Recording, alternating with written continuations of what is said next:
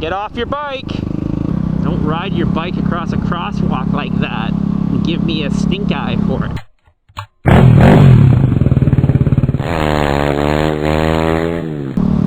Greetings and salutations, everybody. You can pull over if you want to. That's it. Pull over. Oh, come on. You can do it. It's the direction of the right on your wheel. Come on. Come on, you can do it.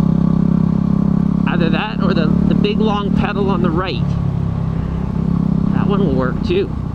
Makes the car go vroom. You know, if you ride motorcycles, you'll know what I mean. If you don't ride motorcycles, I should explain something to you. When you've been riding your bike and the weather's been terrible, and it's just been terrible for like, you know, days and days and days, say like a week of wet roads, maybe not even raining on you, just wet roads, there's a feeling that comes over you as a motorcyclist, as a biker, as a rider, as a dual sportist. There's a feeling that comes over you when you get off work or you walk out of the house and the roads are dry. I know if you don't ride, you don't quite understand. You kind of get it, but it's the guys and gals that ride that understand that feeling. It's been so wet and miserable and the roads have been so slick, and then you get on your bike and you start riding and the roads are dry, and it's just it's awesome. And you know what happens? You get stuck behind this like HHR Chevy thing that's doing 20 below the speed limit on this road, and that feeling just gets built up inside like a giant ball of festering emotion. And you know what really bugs me? There's a little hill right up here that if you hit it at speed, you get a little bit of air, and it's kind of like a little woo, one of those things, and that's great after work. But can you do it when you've got a little gray Chevy HHR on the way? No, you can't. This is it right here. You normally hit it, woo! Can't do it because we're doing 39 kilometers. Please don't let this woman turn right where I turn right. I've got vehicles piled up behind me. I want to pass this vehicle. I want to pass it now. I want to pass this vehicle. That's a big pothole. When you're riding along a road, or should I say driving along a road, and you look in your rearview mirror and you see multiple lights behind you and you're on a single lane road, the proper etiquette, because ethics really have nothing to do with it, etiquette would be to find an area that you can safely pull over and let them all pass. Because you're not, if you can't do the speed limit, then you should just pull over and let us who can do it.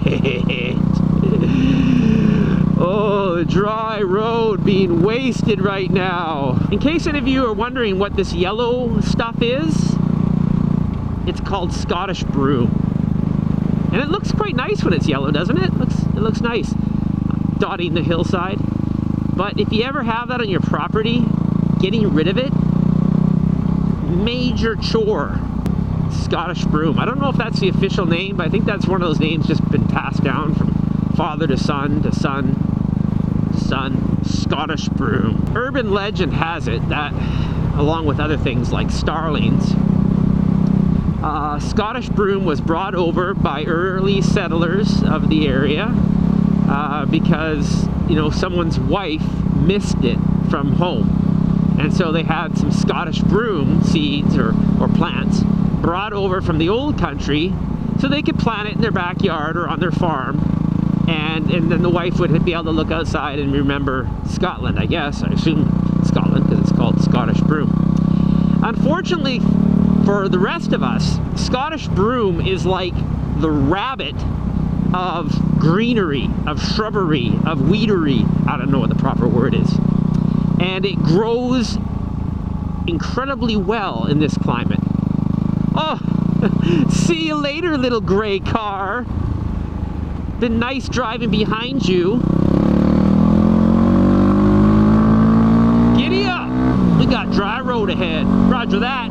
So, yeah, Scottish Broom. Terrible stuff. I I did like it when I was a kid though, because when the seeds, when they get dry about August, you know, they're like little pea pods. Pea pods. They get turned black, and then they dry out, and they get to a point that they just go pop, and they open up like that, and they shoot their little seeds. They sow their oats. They fly into the wind and fall like 4 feet away, and they grow another plant. I wasn't going to talk about Broom, but I had to because that little gray HHR was behind or in front of me. See, this road is much better when you don't have slow-moving vehicles with you. And when it's wet, this road is treacherous because it's old asphalt, which gets that kind of pebbly stuff. And in these corners, aside from the little, you know, sections of washboard that you can see in the middle there, it's pebbles. Anyways, when it's wet, it's treacherous, but when it's dry, it's nice. Okay, Scottish Broom, more Scottish Broom, Scottish Broom, Broom. Oh look, more Scottish Broom, Broom, Scottish Broom, Broom, Broom, Broom. Oh look, no Scottish Broom. Scottish Broom.